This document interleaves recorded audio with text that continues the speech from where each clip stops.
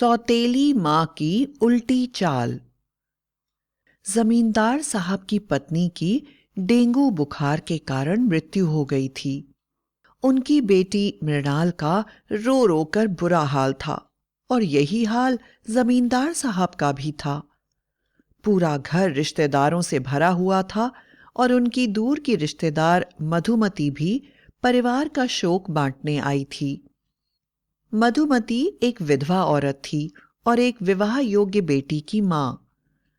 मधुमती को देखकर सबके मन में यही विचार आया कि क्यों ना जमींदार साहब का विवाह मधुमती से कर दिया जाए। ऐसा करने से मधुमती को भी सहारा मिल जाएगा और जमींदार का घर भी फिर से बस जाएगा। और 1 साल के अंदर ही सभी रिश्तेदारों के दबाव के कारण जमींदार को मधुमती से विवाह करना पड़ा और मधुमती अपनी बेटी नेहा को लेकर जमींदार के घर आ गई। कुछ दिनों तक मधुमती मृणाल के साथ बड़ा ही प्रेम भरा व्यवहार करती रही। एक दिन जब जमींदार साहब ने मृणाल के लिए शहर के एएसपी का रिश्ता ढूंढा तो मधुमती बुरी तरह से जल गई और सोचने लगी, इसका विवाह तो मेरी बेटी नेहा से होना चाहिए। वह किसी भी तरह इस रिश्ते को तोड़ने के लिए उपाय सोचने लगी कि ऐसा क्या करे कि एसपी को उसकी बेटी नेहा पसंद आ जाए और वह मृणाल के लिए मना कर दे। अचानक जमींदार ने आकर मधुमती को सूचना दी, मधुमती, मैं बड़ी परेशानी में फंस गया हूं। कल ही एसपी साहब मृणाल को देखने आने वाले हैं और मुझे आज ही गंगापुर जाना पड़ेगा। वहां पर मेरा कोई सरकारी काम फंस गया है और मेरे जाए बिना काम नहीं चलेगा। लड़के वालों को तो आने से मना नहीं कर सकते। अब यह जिम्मेदारी तुम ही को निभानी पड़ेगी। तुम अच्छी तरह से एसपी साहब की खातिरदारी करके मृणाल से मिलवा देना। बाकी बातें मैं आकर कर लूंगा। मधुमती की तो मन मांगी मुराद पूरी हो गई। वह पूरे उत्साह से बोली, अरे भला यह भी कोई बात हुई? मेरे होते हुए आपको चिंता करने की क्या जरूरत है? मैं पूरी कोशिश करूंगी कि मेरी बेटी का रिश्ता तय हो जाए, मेरी प्यारी बेटी मृणाल का। आप निश्चिंत होकर जाइए। पत्नी की बात सुनकर जमींदार गंगापुर के लिए रवाना हो गए और मधुमती ने घर में पूरी सजावट का काम शुरू करवा दिया। उन्होंने मृणाल से कहा, बेटी मृणाल, तुम्हें तो पता ही है आज एसपी साहब घर आने वाले हैं। तुम पिछले दरवाजे से शिवालय चली जाना। वहां पर मैंने तुम्हारे लिए शहर से मंगवाकर कुछ कपड़े रखे हैं, उन्हें पहनकर ही घर आना। एसपी साहब शहरी आदमी हैं, वह गांव की लड़की को पसंद नहीं करेंगे।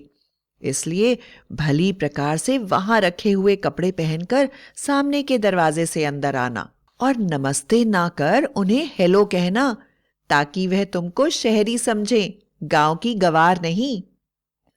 मृणाल एक सीधी सादी लड़की थी और मधुमती को अपनी मां ही समझती थी।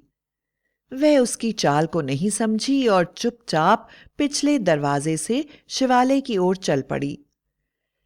दूसरी तरफ मधुमती ने अपनी बेटी नेहा को एक खूबसूरत सी साड़ी निकाल कर दी और कहा, अपने बालों को अच्छी तरह से चोटी में बांधकर मोंगरे के फूल सजा लो और हल्का सा मेकअप करके साड़ी पहनकर तैयार हो और जब मैं बुलाऊं तब चली आना। जब मृणाल शिवालय की तरफ जा रही थी तो अचानक एक गाड़ी उसके पास आकर रुकी। गाड़ी में एक बहुत ही खूबसूरत नौजवान बैठा हुआ था। मृणाल बेचारी सीधी सादी सकुचाती हुई बोली, आप कहाँ जा रहे हैं? नौजवान ने कहा, मैं जमींदार साहब के घर जा रहा हूं और उनकी लड़की मृणाल को देखने आया हूं। मृणाल घबरा कर बोली, अरे आपने तो मुझे ऐसे ही देख लिया। माँ ने तो मेरे लिए शहरी कपड़े भिजवाए हैं ताकि मैं वह कपड़े पहनकर ही आपके सामने आऊं। आप कृपया माँ को मत बताइएगा कि आप मुझसे मिल चुके हैं। मैं शीघ्र ही माँ के दिए कपड़े पहनकर आती हूं। उसकी सच्चाई और भोलेपन पर एसपी उदय सिंह पूरी तरह से मुग्ध हो गए थे और उन्होंने मन ही मन निश्चय कर लिया था कि वह मृणाल से ही विवाह करेंगे। वह मुस्कुराते हुए बोले, तुम बिल्कुल भी चिंता मत करो, मैं तुम्हारी मां को कुछ भी नहीं बताऊंगा। तुम जल्दी से आओ। और यह कहकर चले गए। थोड़ी ही देर में एसपी साहब की गाड़ी जमींदार के घर के सामने रुक गई। मधुमती भागती हुई बाहर आई और उनका स्वागत करते हुए उन्हें अंदर ले गई। उसने एसपी साहब को सम्मानपूर्वक बैठक में बैठाया और उनकी चाय नाश्ते की व्यवस्था करने लगी। अचानक एसपी साहब ने मधुमती से पूछा, माताजी, मेरे पास ज्यादा समय नहीं है। शाम होने से पहले ही मुझे वापस शहर के लिए निकलना है। अगर मृणाल से मुलाकात हो जाती तो अच्छा रहता।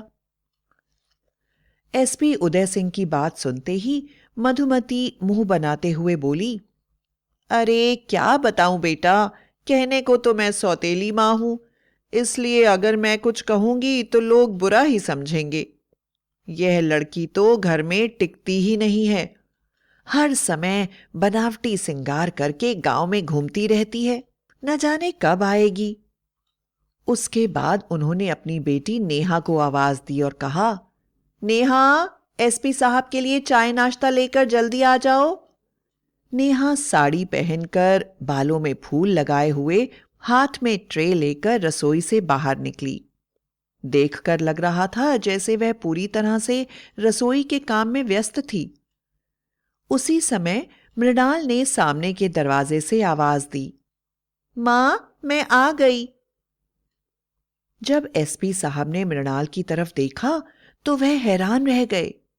मृणाल ने एक छोटी सी स्कर्ट और टॉप पहना हुआ था और वह बहुत ही प्यारी भोली भाली सी बच्ची लग रही थी।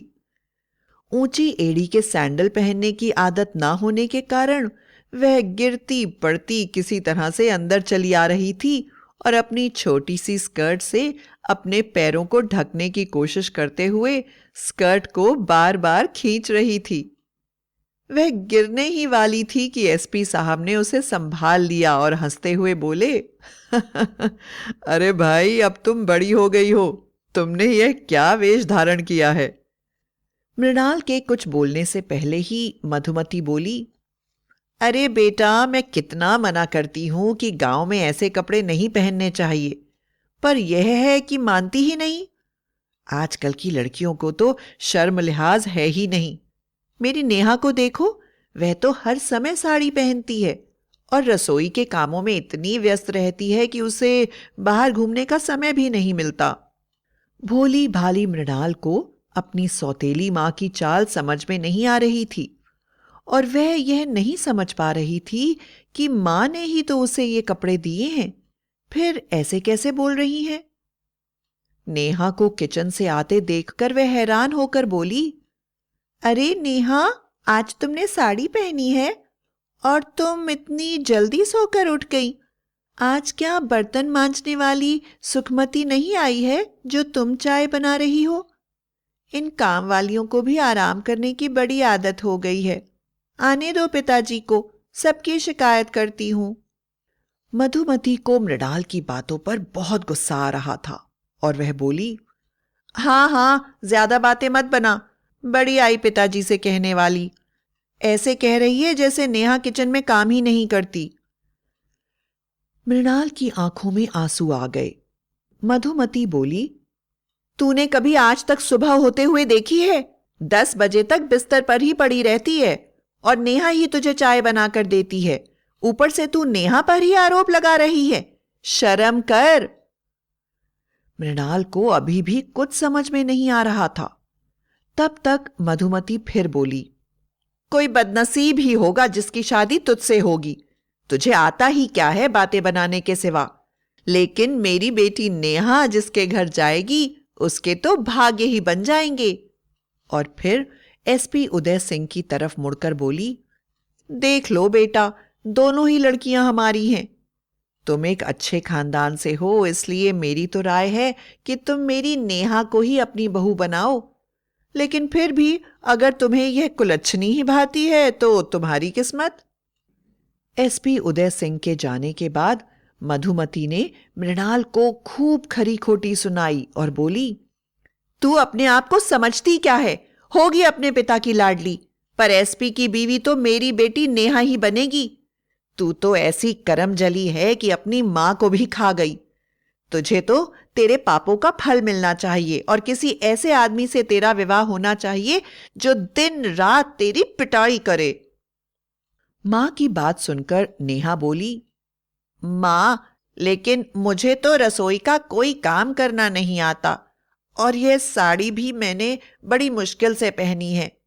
मैं भला एसपी साहब के साथ शादी करके क्या करूंगी? मधुमती उसके सिर पर हाथ फेरती हुई बोली, अरे अरे, जब जिम्मेदारी सर पर पड़ती है ना तो सब आ जाता है। और फिर मृणाल की तरफ देखती हुई बोली, तू यहां खड़ी खड़ी क्या कर रही है? नाश्ते के बर्तन उठा और साफ करके अलमारी में रख दे और रात के खाने की तैयारी कर। मैं बहुत थक गई हूं। खाना बन जाए तो मुझे और नेहा को आवाज दे देना। वैसे तो मृणाल रोज ही खाना बनाती थी और मधुमती अपनी बेटी नेहा के साथ उसके खाने की तारीफ करके खाना खाया करते थे। पर आज उसे समझ में आ रहा था कि मधुमती उससे कभी भी प्यार नहीं करती थी। उसकी तारीफ भी इसीलिए करती थी ताकि वह बिना किसी शिकायत के उन लोगों की सेवा करती रहे।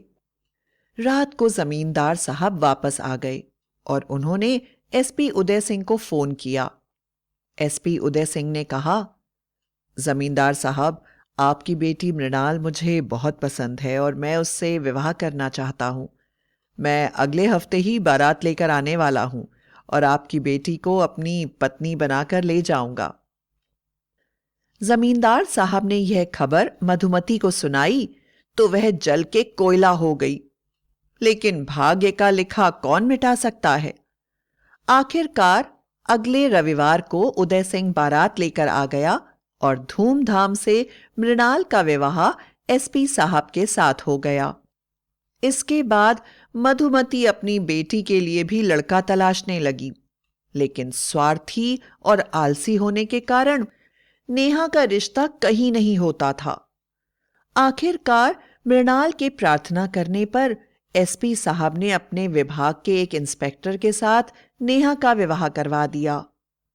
मधुमती को समझ में आ गया कि किसी का भाग्य बदला नहीं जा सकता है और जिस मृणाल के साथ वह इतना बुरा करना चाहती थी, उसने ही अपने पति की सहायता से उसकी बेटी का विवाह करवाया है।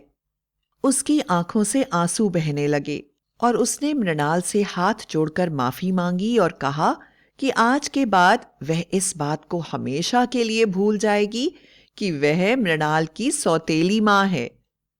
इसके बाद उसने कभी जीवन में नेहा और मृणाल के बीच में भेद नहीं किया और सब लोग खुशी खुशी रहने लगे।